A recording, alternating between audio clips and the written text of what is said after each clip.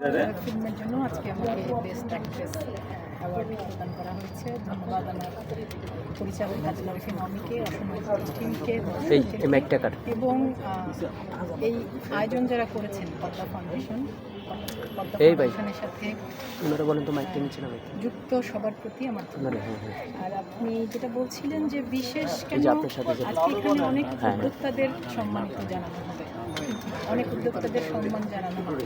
নারী উদ্যোক্তা আছেন, তাদেরকে কাজ করছেন, নির্ভরশীল হচ্ছেন। এটা আমাদের পরিবারের জন্য, রাষ্ট্রের জন্য, অর্থনৈতিকভাবে সকল দিক থেকে খুব সুন্দর ব্যাপার। এই জন্যই পুরস্কার। Thank you.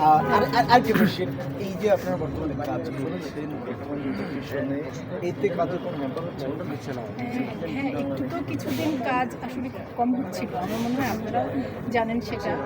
নাটক, সিনেমা বা ফিল্ম, ওটিটির কাজ সবই শুটিং কিছুদিন খুব কম হচ্ছিল। এখন আবার আস্তে আস্তে শুরু হচ্ছে আর আশা করছি সামনে নতুন বছর আসতে যাচ্ছে। নতুন বছরে পুরোপুরিভাবে আবার কাজ শুরু হবে। আমরা সবাই আবার কাজের মধ্য দিয়ে ভালো সময় কাটাতে পারবো। আর নতুন বছরের শুভেচ্ছা রইল। আপু, আপনার সামনে কি কাজ আসতেছে নতুন? সামনে অনেকগুলো ছবির শুটিং শেষ করে রেখেছি। একটি সিনেমা মাসুদ পথিকের বক, একটি সিনেমা কৌশিক শঙ্কর দাসের দাফন। গত মাসে আরেকটি সিনেমার শুটিং শেষ করেছি, জাহিদ হোসেনের লীলামন্থন।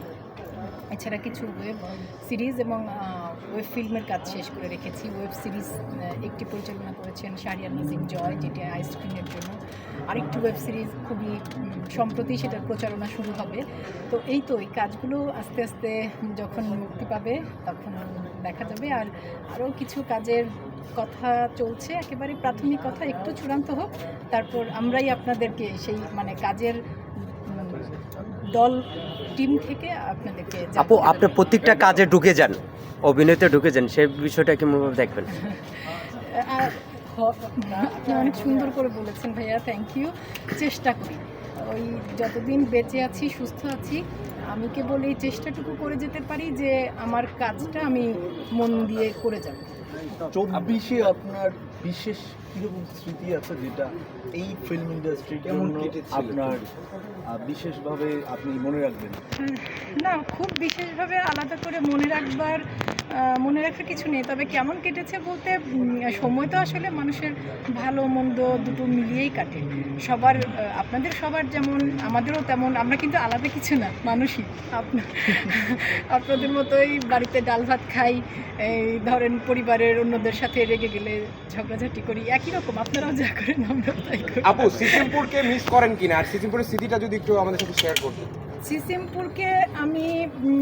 সিসিমপুরে আমার প্রথম কাজ, এবং আমি সত্যি বলতে এখনও যে জায়গায় যাই সব জায়গায় আমি সিসিমপুরের একটা প্রজন্ম বড় হয়েছে সিসিমপুর দেখে, সিসিমপুরের সুমনাকে দেখে, এবং সেই প্রজন্মটা আসলে এখন অনেক বড় হয়ে গেছে। যাদের বয়স ছিল 10-15, আমি যখন সিসিমপুর শুরু করেছিলাম, এখন তাদের বয়স হয়ে গেছে 25-30।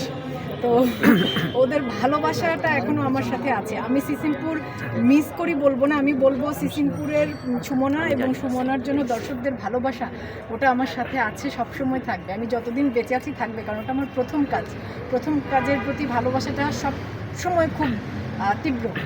আপু, একটা প্রশ্ন করতে চাই, সেটা হলো যে আপনাকে নিয়ে অনেক ভাবে আসলে সমালোচনা হয়, কিন্তু তারপর আপনি থেমে নেই, আপনি কিন্তু আপনার গতিতে